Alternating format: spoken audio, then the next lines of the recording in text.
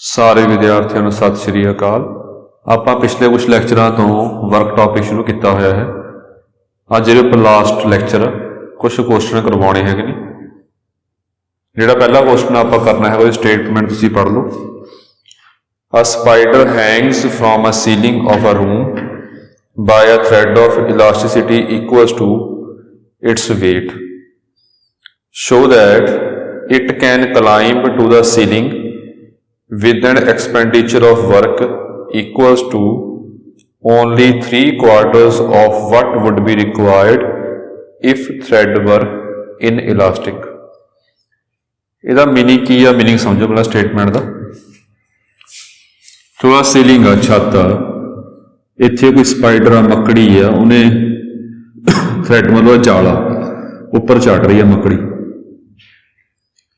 ਤੇ ਜਿਹੜੀ ਇਹਦੀ ਇਲਾਸਟਿਸਿਟੀ ਹੈਗੀ ਹੈ ਜਾਂ ਕੋਫੀਸ਼ੀਐਂਟ ਆਫ ਜਾਂ ਮੋਡੂਲਸ ਆਫ ਇਲਾਸਟਿਸਿਟੀ ਜਿਹੜਾ ਹੈਗਾ ਉਹ ਵੇਟ ਬਰਾਬਰ ਆ।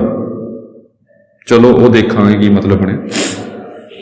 ਜੋ ਲੈਮਡਾ ਹੈਗਾ ਇਸ ਕੇਸ 'ਚ ਉਹ ਵੇਟ ਬਰਾਬਰ ਆ ਇਲਾਸਟਿਸਿਟੀ ਜਾਂ ਮੋਡੂਲਸ ਆਫ ਇਲਾਸਟਿਸਿਟੀ ਜਿਹੜਾ ਹੈਗਾ W ਬਰਾਬਰ ਦਿੱਤਾ ਹੋਇਆ ਆਪਾਂ ਨੂੰ। ਉਹਨਾਂ ਨੇ ਕੀ ਕਿਹਾ ਹੈਗਾ, ਇਹ ਜਿਹੜਾ ਹੈਗਾ ਇਲਾਸਟਿਕ ਆ। ਇਲਾਸਟਿਕ ਮਤਲਬ ਕਿ ਜਦੋਂ ਸਪਾਈਡਰ ਇਹਦੇ ਉੱਪਰ ਚੜਿਆ ਇਹ ਖਿੱਚ ਗਿਆ, ਲੰਬਾ ਹੋ ਗਿਆ। ਮਤਲਬ ਓਰੀਜਨਲ ਲੈਂਥ ਮੰਨ ਲਓ ਇੰਨੀ ਸੀਗੀ, ਓਰੀਜਨਲ ਲੈਂਥ ਆਪਾਂ L ਮੰਨ ਲੈਣੇ ਆ, ਜਿਹੜੀ ਐਕਸਟੈਂਸ਼ਨ ਹੈਗੀ ਆ ਉਹ ਆਪਾਂ X ਮੰਨ ਲੈਣਾ। ਚਲੋ ਹੁਣ ਸਪਾਈਡਰ ਨੇ ਉੱਪਰ ਚੜ੍ਹਨਾ ਸ਼ੁਰੂ ਕਰਤਾ। ਜੋ ਇਹਦਾ ਜ਼ੋਰ ਲੱਗੇਗਾ ਵੈਸੇ ਅਗੇਂਸਟ ਗ੍ਰੈਵਿਟੀ ਲੱਗੇਗਾ। ਅਗੇਂਸਟ ਗ੍ਰੈਵਿਟੀ ਕਿਉਂ? ਗ੍ਰੈਵਿਟੀ ਨੀਚੇ ਖਿੱਚ ਰਹੀ ਹੈ, ਉੱਪਰ ਜਾ ਰਹੀ। ਜੋ ਸਪਾਈਡਰ ਨੇ ਉੱਪਰ ਜਾਣਾ ਸ਼ੁਰੂ ਕਰਤਾ, ਇਹਦਾ ਜ਼ੋਰ ਲੱਗੇਗਾ ਉੱਪਰ ਜਾਣ ਵਾਸਤੇ।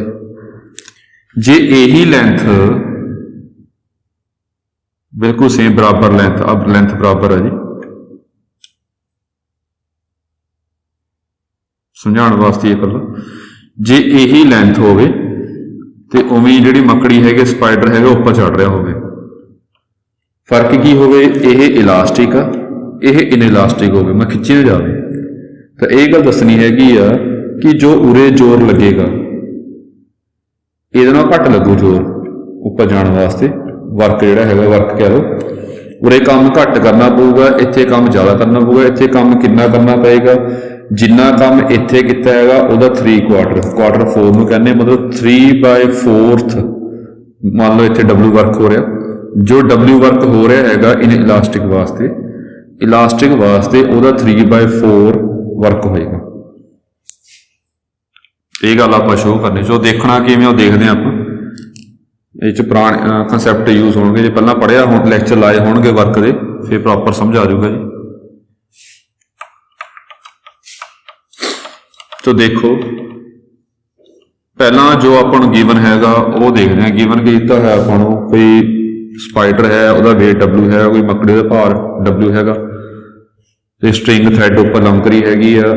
ਜੋ ਇਹਦਾ ਮੋਡੂਲਸ ਆਫ ਇਲਾਸਟਿਸਿਟੀ ਹੈਗਾ ਉਹ ਇਹਦੇ ਬਰਾਬਰ ਆ, W ਬਰਾਬਰ। ਚਲੋ ਇਹ ਕਰਦੇ ਹਾਂ ਫਿਰ ਆਪਾਂ। ਹੁਣ ਇਸ ਟਾਈਮ ਤਾਂ ਇਕੁਇਲਿਬਰੀਅਮ, ਜੇ ਮੱਕੜੀ ਖੜੀ ਹੈ ਇੱਥੇ, ਇਕੁਇਲਿਬਰੀਅਮ ਮਤਲਬ ਕਿ ਖਿੱਚ ਪੈ ਗਈ, ਨਾ ਹੁਣ ਨੀਚੇ ਜਾ ਰਹੀ ਆ ਨਾ ਉੱਪਰ ਜਾ ਰਹੀ ਆ।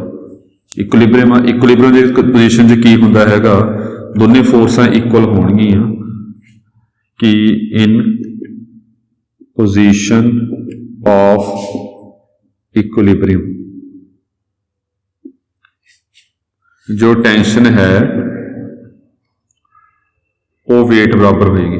ਤੇ ਟੈਂਸ਼ਨ ਦਾ ਫਾਰਮੂਲਾ ਕੀ ਹੁੰਦਾ? ਹੁਕਸ ਲਾ ਕਰਕੇ lambda extension over L। Lambda ਦੀ ਵੈਲਿਊ ਜਿਹੜੀ ਹੈਗੀ ਆ ਉਹ W ਦਿੱਤੀ ਹੋਈ ਆ ਆਪਾਂ ਨੂੰ, ਤਾਂ ਇੱਥੋਂ ਲੱਗ ਗਿਆ ਆਪਣੇ ਕੋਲ X = L। ਮਤਲਬ ਜਿੰਨੀ ਓਰੀਜਨਲ ਲੈਂਥ ਹੋਏਗੀ ਓਨੀ ਹੀ ਸਟ੍ਰਿੰਗ ਖਿੱਚੀ ਜਾਊਗੀ। ਇਹ ਆਪਾਂ ਨੂੰ ਗਿਵਨ ਹੈ, ਡਾਇਰੈਕਟ ਵੇ ਨਾਲ ਇਹ ਦਿੱਤਾ ਹੋਇਆ ਆਪਾਂ ਨੂੰ, ਇਹ ਸੋਲਵ ਕੀਤਾ। ਜੇ ਲੈਂਥ L ਹੈਗੀ ਆ, ਜੇ ਸਪਾਈਡਰ ਇਹਦੇ ਉੱਪਰ ਚੜ੍ਹੇਗਾ, ਹੈਂਗ ਕਰੇਗਾ, ਤਾਂ ਇਹ L ਹੋਰ ਵਧੇਗੀ, ਓਵਰਆਲ ਲੈਂਥ 2L ਬਣ ਜਾਏਗੀ। ਤਾਂ ਕੀ ਹੋ ਗਿਆ ਆਪਣੇ ਕੋਲ? ਡਾਇਗਰਾਮ ਦੁਬਾਰਾ ਬਣਾ ਰਹੇ ਹਾਂ। ਇਹ ਤਾਂ ਆਪਾਂ ਲੱਗ ਗਿਆ ਪਤਾ ਕੀਤਾ ਐਕਸਟੈਂਸ਼ਨ ਕਿੰਨੀ ਹੋਊਗੀ। ਤਾਂ ਹੁਣ ਡਾਇਗਰਾਮ ਬਣ ਗਿਆ ਕਿ ਜਿਹੜਾ ਓਵਰਆਲ ਲੈਂਥ ਹੈਗੀ ਆ ਹੁਣ 2L ਲੈਂਥ ਆ, ਜੋ ਸਪਾਈਡਰ ਉੱਪਰ ਚੜ ਰਿਹਾ ਹੁਣ ਇਹਦੇ ਉੱਪਰ। ਪਹਿਲਾ ਕੇਸ ਕਰਦੇ ਹਾਂ, ਵਰਕ ਕੱਢਾਂਗੇ ਆਪਾਂ। पहला कढ़ते हैं आप इन इलास्टिक वास्ते, फिर कढ़ांगे आप इलास्टिक वास्ते, दोनों वास्ते कढ़ते हैं आप। If string is elastic, in elastic पहले कर लेने, ये सौखा जी। इन इलास्टिक खिंची नहीं जा रही, मतलब चलो फिर तो गल की है फोर्स वेट ये आ। फिर वर्क किवें कढ़ांगे आप, वर्क पता हैगा फोर्स ये आऊगा अपने को, वर्क होंदा ये अगेंस्ट ग्रैविटी होगा। अगेंस्ट ग्रैविटी किवें होगा, उपर जा रहा, ये पहला कंसैप्ट किया होया हैगा। किसी भार नूं mg वेट नूं आपां ने उपर लैके जाना h हाइट तक, तो वर्क डन अगेंस्ट ग्रैविटी की होंदा हैगा mgh। अगेंस्ट पाता तो लोड़ नहीं माइनस पाउण दी, ये पहला पढ़िया होया आपां ने। तो इत्थे पा रहे हैं वर्क डन अगेंस्ट ग्रैविटी, ये आ गया अपने कोल mgh। वेट w दिता है अपन, वेट mg होंदा वेट, और w दिता है अपन इनटू लेंथ। ये वर्क डन अगेंस्ट ग्रैविटी आ गई, बस ये अपना आंसर आ गया। जो स्ट्रिंग इन इलास्टिक आ। इफ स्ट्रिंग इज इलास्टिक, हुण ये भी कोई सेम लगूगा जे देखिए आप, सेम मतलब डायग्राम बना रहे हैं जी।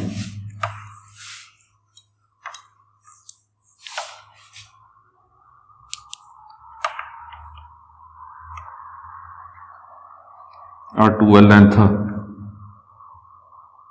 वर्क हो गया,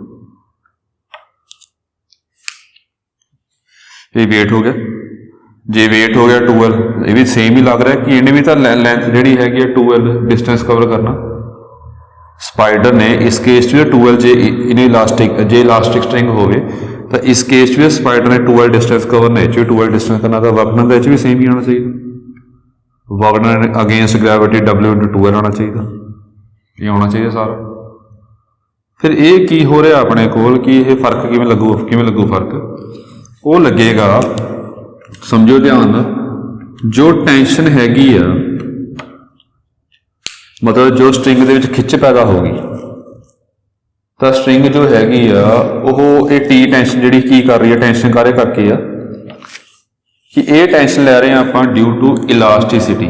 समझियो ध्यान नाल, जदों आपां स्ट्रिंग नूं ओरिजिनल लेंथ ए सीगी, जदों आपां स्ट्रिंग नूं खिच्चिया नीचे, तो ये स्ट्रिंग अपनी ओरिजिनल पोजीशन ते जाण नूं करेगा, मतलब कि यह अपनी ओरिजिनल पोजीशन ते वापस पहुंचने की कोशिश करेगा, मतलब कि उपर नूं फोर्स लगूगी, उपर नूं फोर्स लगेगी। इदा कह लो कि जो उपर नूं फोर्स क्यों लग रहा है, ड्यू टू स्ट्रिंग की खिच पैदा हुई है, स्ट्रिंग दे विच स्ट्रैचनेस पैदा हुई है, स्ट्रैच हुई है स्ट्रिंग, इस करके ये वापस जाने की कोशिश करेगा। एक तो स्ट्रिंग वापस खिंचेगी, एक स्पाइडर उपर जा रहा है, तो स्पाइडर का जोर घट ही लगेगा।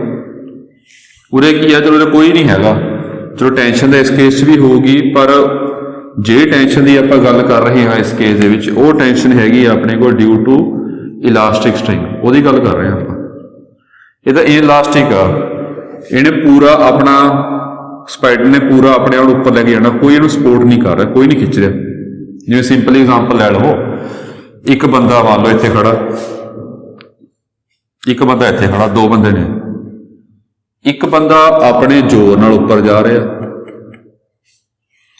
एक बंदे नूं उपरों कोई बंदा रस्सी पा के खिंच भी रहा, बंदा उपर भी जा रहा, तो उपर कोई बंदा सपोर्ट भी कर रहा, खिंच भी रहा उन्होंने नाल, तो इहदा जोर घट लगूगा। ऐ करो कि इहनूं घट काम करना पैना, इहनूं वध काम करना, क्योंकि अपने आप ते जा रहा उपर, इहनूं जद कि उपर बंदे ने एक रस्सी पा के नाल वो भी खिंच रहा, थोड़ा थोड़ा नाल सपोर्ट कर रहा, खिंच रहा, तो ऑटोमैटिकली है कि ये बंदे नूं काम घट करना पैना, उन्होंने काम ज़्यादा करना पैना, कि वो अपने बलबूते के उपर जाऊगा, इहनूं कोई सपोर्ट कर रहा। उवें ही आ कि ये दिक्कत रहा नहीं अपन इस केस स्पाइडर के केस कि उन्होंने सपोर्ट कर रहा है, पर सपोर्ट एक चीज़ कर रही हैगी, वो की कर रही है कि स्ट्रिंग खिंची हुई है, तो स्ट्रिंग अपनी वापस पोजीशन से आने की कोशिश करेगी, जे वापस पोजीशन से आने की कोशिश करेगी तो स्ट्रिंग इन्हूं सपोर्ट करेगी।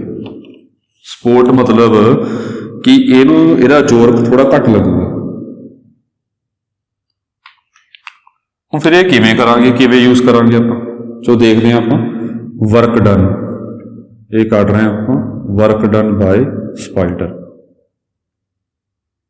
ये कितना होगा? एक तो होगा वर्क डन अगेंस्ट ग्रैविटी, ਇਹਦਾ जोर ਉਹਦਾ लगना सी वर्क डन अगेंस्ट ग्रैविटी, ਇਹਦਾ जोर लगना सी ਉੱਪਰ ਜਾਣਾ, ਆਪਣੇ ਨੂੰ ਉੱਪਰ ਤੋਂ ਲੈ ਕੇ ਜਾਣੀ है, पर ਇਹਦੇ ਵਿੱਚੋਂ माइनस हो जाएगा कि स्ट्रिंग ਉਹਨੂੰ हेल्प करेगी, ਇਹ जोर ਉਹਦਾ घट लगूगा। माइनस मतलब कि स्ट्रिंग ਜਿਹੜਾ ਹੈਗਾ ਉਹ घट स्ट्रिंग करके स्ट्रिंग अपने पोजीशन से वापस आने की कोशिश करेगी, इस करके जो स्पाइडर हैगा उन्होंने काम घट करना पऊगा, तो ये माइनस की है टर्म। वो की होगा हुण ये की है स्ट्रिंग का आपां किवें यूज़ करांगे, ये पहलां कीता है आपां ने, जो स्ट्रिंग स्ट्रैच हुंदी हैगी आ उहदा वर्क डन कढिया है आपां ने, work done by work done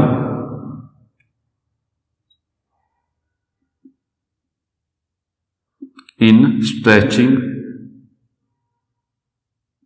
the string। ਇਹ ਪਹਿਲਾਂ ਆਪਾਂ ਆਰਟੀਕਲ ਪ੍ਰੂਵ ਕੀਤਾ ਸੀ ਕਿ ਜਦੋਂ ਆਪਾਂ ਕਿਸੇ ਨੂੰ ਸਟ੍ਰਿੰਗ ਨੂੰ ਖਿੱਚਾਂਗੇ ਤਾਂ ਕਿੰਨਾ ਕੰਮ ਹੋਊਗਾ ਉਹਦੇ ਵਿੱਚ, ਇਹ ਪਹਿਲਾਂ ਕੀਤਾ ਹੋਇਆ ਹੈਗਾ। ਇਹ ਵਾਕਡਨ ਕੱਢਿਆ ਹੋਇਆ ਆਪਾਂ ਨੇ,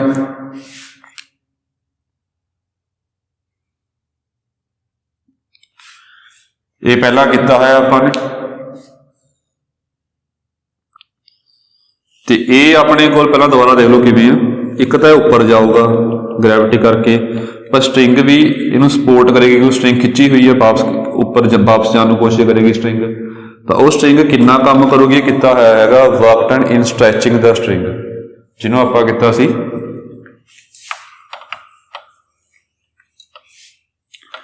वो कीता सी आपां ने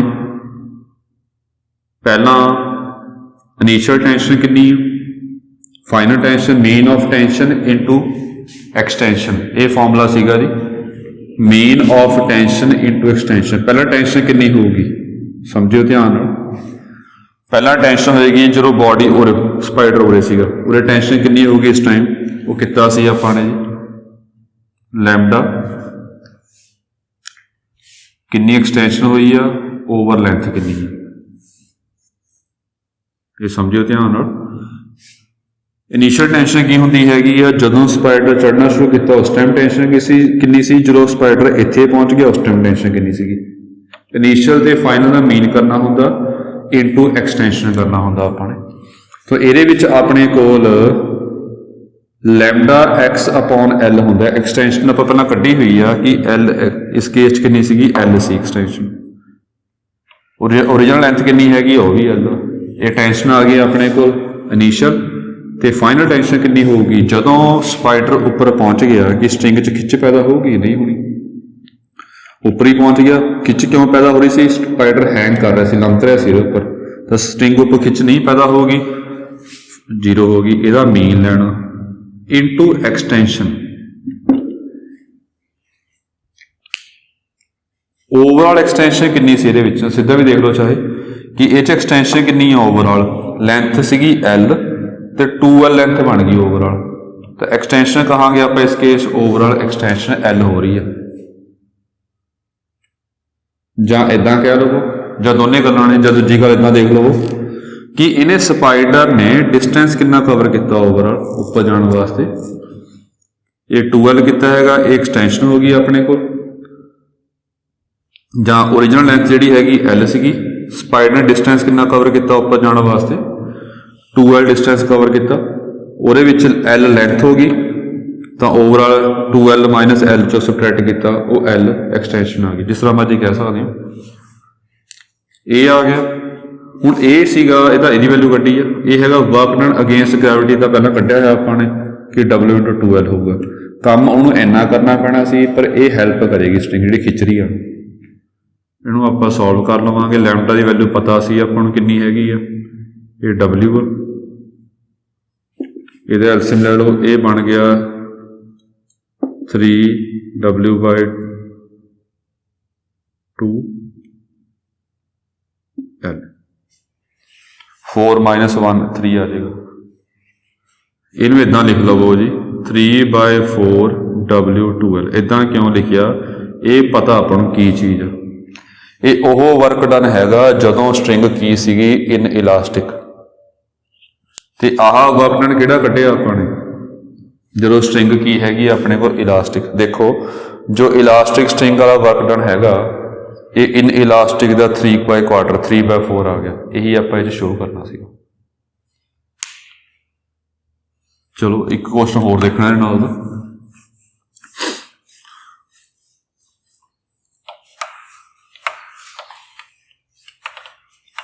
ਜੋ ਲਾਸਟ ਲੈਕਚਰ ਵਿੱਚ ਆਪਾਂ ਇਹ ਆਰਟੀਕਲ ਪ੍ਰੂਵ ਕੀਤਾ ਸੀਗਾ ਜੀ, ਵਰਕ ਡਨ ਇਨ ਸਟ੍ਰੈਚਿੰਗ ਦਾ ਸਟਰਿੰਗ, ਉਹਦੇ ਵਿੱਚ ਕਨਸੈਪਟ ਯੂਜ਼ ਕੀਤਾ ਸੀ ਆਪਾਂ ਨੇ ਜੇ ਫੋਰਸ ਵੇਰੀਏਬਲ ਹੋਵੇ ਤਾਂ ਵਰਕ ਡਨ ਕਿਵੇਂ ਕੱਢਣਾ ਹੁੰਦਾ ਬਾਈ ਇੰਟੀਗ੍ਰੇਸ਼ਨ। ਉਹ ਵਾਲਾ ਕਨਸੈਪਟ ਇਹਦੇ ਵਿੱਚ ਆ ਰਿਹਾ, ਉਹ ਦੇਖੋ ਨੂਮੈਰੀਕਲ ਕਰ ਰਿਹਾ, ਉਹ ਸਮਝ ਲਓ। ਸਟੇਟਮੈਂਟ ਦੇਖ ਲਓ। ਅ cork 3 cm long is drawn slowly from the neck of a bottle. The force exerted at any instant being proportional to the area of the cork in contact with the bottle. Calculate the work done in drawing the cork, assuming that initially the whole cork is in the bottle and that the pull at the starting is 48 Newton. ਜਾਂ 48 times कर लो, 48 times.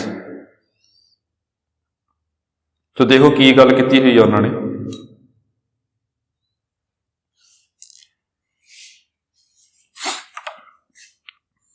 आ कोई bottle आ, मान लो bottle की shape आ, ये उपर NAAC है, bottle का मूँह कह लो चाहे नैक कह लो गर्दन कह लो, ਇਹਦੇ पर कॉर्क लग्या है इदा जिवें कॉर्क लग्या हुंदा, जिवें दवाइयां वाली शीशियां होंदियां आपां ढक्कन खोलदे हुंदे आ। हुण इहनूं जो खोलना हैगा कितनी फोर्स लाउणी हैगी है, दिता होया उन्होंने force at any instant being proportional to area of cork in contact with the bottle. जिहड़ा कॉर्क आ, कॉर्क गोल है जी, ये गोल है, ਜਿਹੜਾ कॉर्क का एरिया बॉटल ਨੂੰ टच कर रहा, इत्थों टच करेगा, जे गल समझ आ रही हो, इत्थों टच कर रहा एरिया कॉर्क का बॉटल ਨੂੰ टच करेगा, उपला सिरा टच नहीं कर रहा है, साइड तो टच को बंद करांगे जरूरी नहीं है कि उपले मिलन आपस पर यह गल है जो बंद करांगे साइड तो पक्का मिलेगा। जिहड़ी आह नैक आ बॉटल की, कॉर्क इदां चढ़ूगा उपर, फस्ट जिन्ना कॉर्क चढ़िया होगा उपर, जिन्ना कॉर्क का एरिया टच कर रहा हैगा बॉटल में, फोर्स उहदे प्रपोर्शनल। हुण गल समझण वाली इहदे विच यही है, जिवें आ सी ये जिहड़ा हैगा इहदे विच पा रहा, मान लो मैं ये कॉर्क है बॉटल, इहदे विच पा रहा इहदे, देख लियो तो ये टच किहड़ा हिस्सा टच कर रहा इसनूं कॉर्क का जो इहदी गुलाई हैगी आ गोल हैगा, इहनूं कहंदे आपां कर्व्ड सरफेस एरिया। ये कर्व्ड सरफेस एरिया नूं टच कर रहा जो आपां कॉर्क विच पाने, इहनूं टच करो जिहड़ा बाहरले एरिया नूं, तां इह की बन गया सिलेंडरिकल शेप है जी, मोस्टली सिलेंडरिकल शेप हुंदी है अपने कॉर्क दी। तां जिहड़ा एरिया फोर्स दित्ती हुई है आपां नूं, वो दित्ती हुई है प्रपोर्शनल टू एरिया, ते एरिया किहड़ा लैना आपां ने, that is force is proportional to area curved surface area, curved surface area of neck. जिहड़ा मुड़िया है एरिया हैगा वो लैना आपां ने, ते इह सिलेंडरिकल शेप है जी। जे सिलेंडरिकल शेप आ, इहदा कर्व्ड सरफेस एरिया पता कितना हुंदा, ये 2πr(h) हुंदा, 2πr(h). सो हुण ये देखो जिवें कॉर्क सी, पहला मैं नैक बना रहा कल्ली, स्टार्टिंग च कॉर्क जिहड़ा सी इहनूं पूरा कवर कर रहा सीगा, ये कॉर्क आ, ये बॉटल का नैक आ, तो बॉटल ला लो, ये बॉटल इनू खोलना शुरू करता अपने। जे खोलना शुरू करांगे कुछ टाइम बाद जिहड़ी फिगर हैगी आ इहदी वो इदां दी बनेगी,